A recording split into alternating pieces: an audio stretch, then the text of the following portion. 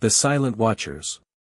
The observation deck of the Galactic Federation monitoring station hung in the darkness of space like a silent jewel, its sensors trained on the small blue planet below. Commander Zelthar of the Vraxian Empire adjusted his sensory appendages as he reviewed the latest reports from Earth.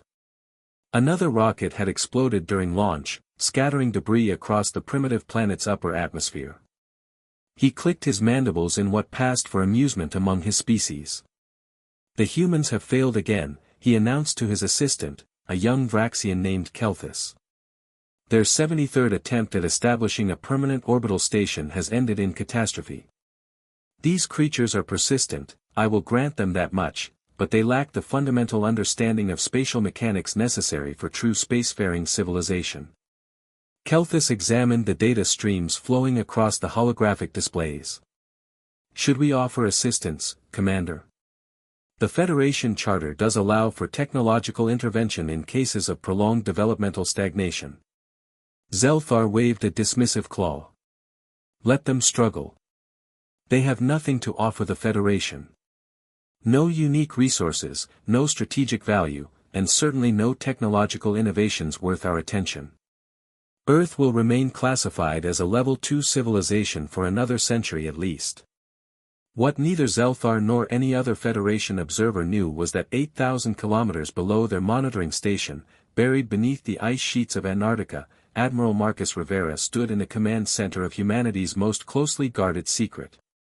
The Earth Defense Initiative had been operational for 47 years, hidden from the galaxy by layers of misdirection and carefully orchestrated failures. Admiral Rivera was a man who carried the weight of his species' survival in every decision. His gray hair and weathered face told the story of decades spent in secrecy, watching and waiting while the galaxy dismissed humanity as insignificant. He touched the transparent aluminum viewport before him, gazing at the massive shape that dominated the underground cavern. The EDS Leviathan stretched nearly 2 kilometers from bow to stern, its hull composed of quantum-bonded materials that could adapt to any form of energy weapon.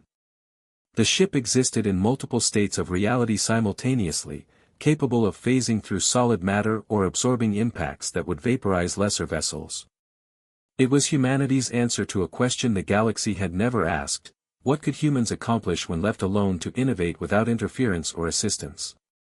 "Admiral," called out Dr. Elena Vasquez, the initiative's chief scientist.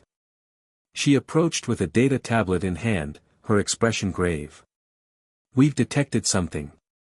Long-range quantum sensors picked up a massive spatial distortion at the edge of the Kepler sector. Rivera turned from the viewport. "Show me."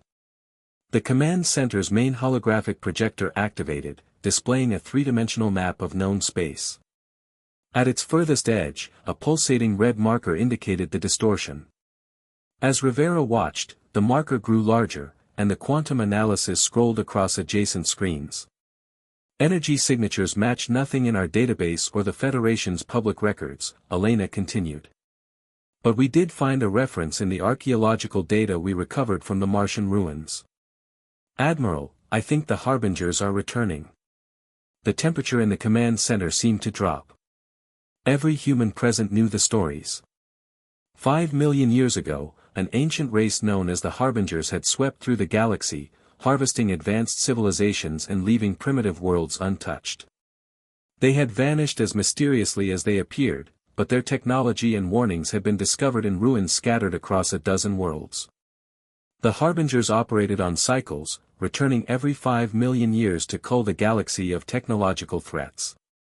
"How long until they reach Federation space?" Rivera asked, his voice steady despite the implications. 18 days at their current velocity. They'll hit the outer colonies first, then push toward the core systems. "Admiral, the Federation doesn't know they're coming. Their sensor technology can't detect quantum distortions at this range." Rivera made his decision instantly. "Initiate Protocol Nightfall. I want every ship in our fleet ready for deployment within 72 hours. Contact all the cell commanders and bring them to full alert status." "Sir," interrupted Commander Jackson Hayes, the initiative's military operations chief. "If we reveal ourselves now, we lose decades of strategic advantage. The Federation will demand access to our technology, our manufacturing processes, everything we've built. And if we don't, Rivera countered, there won't be a Federation left to make demands. The Harbingers won't distinguish between species. They'll harvest everyone, including us. At least this way, we choose the moment of our revelation. As orders flowed through the hidden command structure, Rivera reflected on the journey that had brought humanity to this moment. When the Federation first made contact 60 years ago, Earth's leaders had faced an impossible choice. Join the galactic community as a junior partner, forever dependent on alien technology, or decline and face isolation. Instead, they had chosen a third path, deception. Humanity had accepted Federation observation status while secretly pouring resources into independent technological development. Every public failure had been a carefully staged performance. Every plea for assistance had been a way to gather intelligence on Federation capabilities. The crashed rockets were decoys. The struggling space stations were obsolete shells. The real human presence in space existed in quantum-folded pockets of reality, invisible to Federation sensors. While the galaxy watched humanity stumble, human scientists had achieved breakthroughs in quantum mechanics, spatial manipulation, and energy generation that surpassed anything the Federation possessed. They had done it without guidance, without assistance, through pure human ingenuity and determination. 12 days later, the first Harbinger ships emerged in the Kepler sector.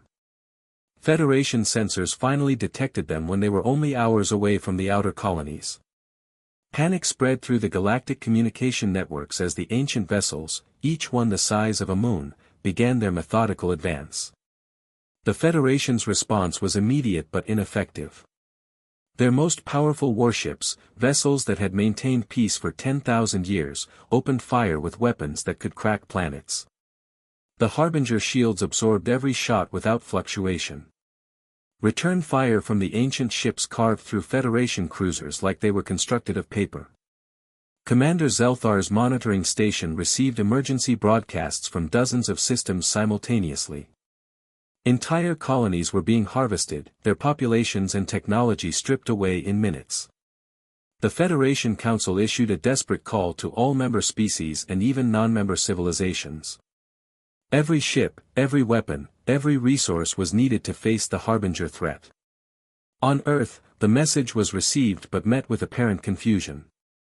Human leaders broadcast responses explaining that they lacked the capability to help, that their primitive rockets could never reach the battle zones in time. The Federation, drowning in catastrophe, barely acknowledged the responses. Earth was dismissed once again as irrelevant to the crisis at hand. What the Federation didn't see was the quantum fold opening in the space between dimensions. What their sensors couldn't detect was the massive fleet emerging from humanity's hidden reality. 147 ships phased into normal space at the edge of the Kepler sector, led by the EDS Leviathan. Admiral Rivera stood on the Leviathan's bridge, surrounded by the most advanced tactical systems humanity had ever created. His crew consisted of men and women who had trained their entire lives for a war the galaxy didn't know was coming. They were the children of the initiative, born into secrecy and raised with a single purpose, to protect humanity and, when the moment came, to prove what humans could accomplish. All ships report ready status, Admiral, Commander Hayes announced from the tactical station. Quantum drives are synchronized. Weapon systems are charged. We're receiving targeting data from our stealth probes near the Harbinger fleet. Rivera studied the holographic display showing the Harbinger vessels. They were magnificent and terrifying, their hulls covered in geometric patterns that seemed to shift and change. Energy readings indicated power generation levels that dwarfed anything humanity had achieved. These were the ships that had ended countless civilizations. Open a channel to the fleet, Rivera commanded. All frequencies, quantum encrypted. When the channel activated, he spoke words that had been prepared for decades. This is Admiral Marcus Rivera of the Earth Defense Initiative to all human vessels. For 47 years, we have watched and waited. We have let the galaxy believe we were weak, primitive, insignificant. Today, we show them the truth. Today, humanity stands not as supplicants begging for protection, but as warriors defending our home. The harbingers believe they face a galaxy of sheep. Let's show them they've found wolves instead. The human fleet accelerated toward the battle zone, their quantum drives allowing velocities that physics said were impossible. As they approached, the Federation forces still fighting desperately against the harbingers detected the new arrivals. Confusion rippled through their communication networks. The energy signatures didn't match any known Federation technology. On the bridge of the Federation flagship Eternal Resolve, High Admiral Corthan stared at his displays in disbelief. Identify those vessels immediately. Are they Harbinger reinforcements? His sensor officer worked frantically at his console before looking up with an expression of pure shock. High Admiral, the quantum signatures, they're originating from Earth. Those are human ships. Impossible, Corthan breathed. The humans can barely achieve orbit. They don't have faster-than-light capability. Sir, they're moving at 0.97 light speed and still accelerating. These aren't primitive vessels. These are. I don't have a classification for what these are. The EDS Leviathan reached the battlefield first, its massive form materializing directly in front of a Harbinger vessel. For a moment, the two titans faced each other across the void. Then the Leviathan's primary weapons activated, and the galaxy learned what humanity had built in secret. Quantum disruption beams, weapons that operated on principles the Federation had never theorized, struck the Harbinger shields. For the first time in recorded history, Harbinger defensive systems flickered and failed. The ancient vessel's hull, impervious to Federation weapons, cracked under the assault. Admiral Rivera watched as his ship's weapons tore through the Harbinger defenses. All ships, engage at will. Show them what happens when you underestimate humanity. The human fleet swept into battle, and the tide of war began to turn. When Titans fall. The Harbinger vessel reeled under the Leviathan's assault, its ancient hull bleeding atmosphere and energy into the void. Across the battlefield, Federation forces ceased their desperate retreat and watched in stunned silence as the human fleet engaged the invaders with a ferocity and technological superiority that defied everything they thought they knew about Earth. Commander Zelthar gripped his console aboard the monitoring station, his sensory appendages trembling as he processed the impossible data streaming across his screens. The primitive humans, the species he had mocked just days ago, were engaging Harbinger warships with weapons that made Federation technology look like stone tools. Get me a direct channel to the Eternal Resolve, he demanded, his voice cracking. High Admiral Corthan needs to see this. On the bridge of the Federation flagship, High Admiral Corthan was already seeing it. His tactical display showed the human fleet moving with precision that suggested decades of military training and coordination. Their ships didn't just fly through space, they phased in and out of normal reality, appearing behind Harbinger vessels to strike at vulnerable points before vanishing again. Analysis.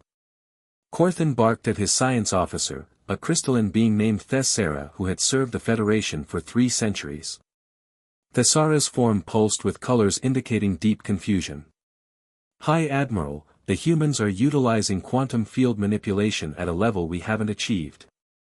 Their ships exist partially outside normal spacetime, which is why the Harbingers can't target them effectively. Their weapons operate on principles that bypass conventional shielding by attacking the molecular bonds of matter directly. That's impossible, Corthan whispered. Our best scientists have theorized such technology for millennia but never achieved practical application. Apparently, the humans have, Thessara replied quietly. Aboard the EDS Leviathan, Admiral Rivera coordinated his fleet with the calm efficiency of someone who had prepared for this moment his entire life. His tactical display showed not just the current battle, but probability matrices calculated by the ship's quantum computers, predicting Harbinger movement seconds before they happened. Target the larger vessel's propulsion matrix, Rivera ordered. Commander Hayes, deploy the Phantom Squadron. I want them inside that ship's shield perimeter before it can recalibrate. Aye, Admiral, Hayes responded. His fingers danced across his console, and 20 smaller human ships detached from the main fleet. These were the Phantoms, vessels so advanced they could phase through solid matter while maintaining offensive capabilities. The Phantom Squadron executed a maneuver that made Federation observers question their understanding of physics. They accelerated directly toward the largest Harbinger vessel, then simply passed through its shields as if the defensive barrier didn't exist. Once inside, they materialized and unleashed devastating close-range attacks on the ancient ship's internal systems. Dr. Elena Vasquez monitored the battle from her station in the Leviathan's science bay. Her screens showed real-time analysis of Harbinger technology, data that humanity had waited millions of years to collect. "Admiral, I'm detecting a communication pulse from the Harbinger fleet. They're transmitting on quantum frequencies. Can you translate it?" Rivera asked. Elena's fingers flew across her interface. "Working on it. The language is mathematical in nature, based on dimensional constants rather than symbolic representation. Give me a moment." She paused, her eyes widening as the translation algorithms completed their work. "Admiral, they're not communicating with each other. They're communicating with something else. Something much larger." Rivera felt a chill run down his spine. "Explain." "The Harbinger vessels we're fighting aren't the main fleet. They're scouts. The real Harbinger armada is still in deep space, and these ships just called for reinforcements." The Admiral's jaw tightened. "How long until the main fleet arrives?" "Unknown, but based on the energy required for their transmission, they're expecting a response within hours, not days." Rivera made an immediate decision.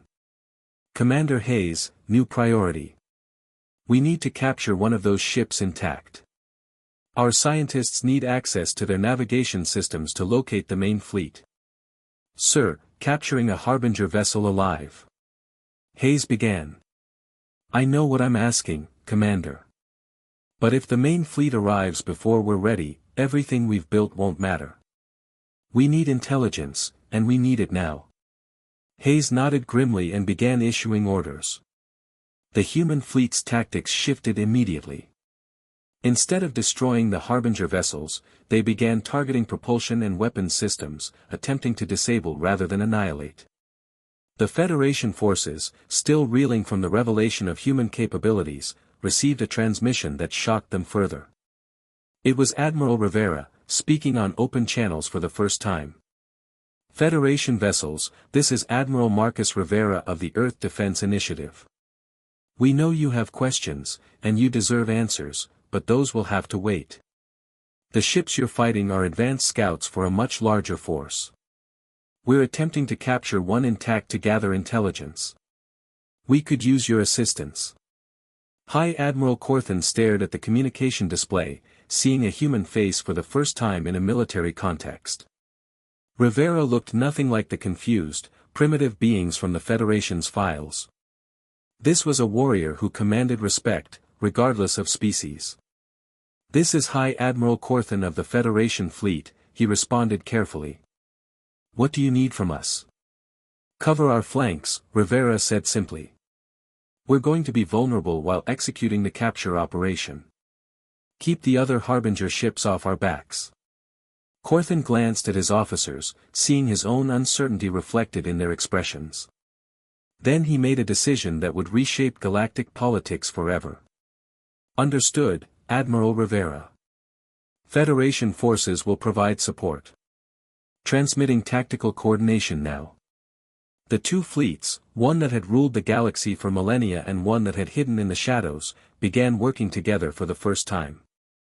Federation ships, their weapons ineffective against Harbinger shields, instead focused on creating interference patterns that disrupted the ancient vessel's targeting systems. It wasn't much, but it gave the human forces the breathing room they needed. The EDS Leviathan, along with 3 heavy cruisers named Defiance, Perseverance, and Unity, converged on a medium-sized Harbinger vessel. Their quantum weapons fired in perfect synchronization, overwhelming the ancient ship's defensive systems without destroying it. When the shields finally collapsed, the Leviathan deployed a technology the Federation had never witnessed: a quantum containment field that wrapped around the entire Harbinger vessel, freezing it in a bubble of altered time. Target secured, Commander Hayes reported. The containment field is stable. That ship isn't going anywhere. Excellent work, Rivera acknowledged. Deploy boarding teams.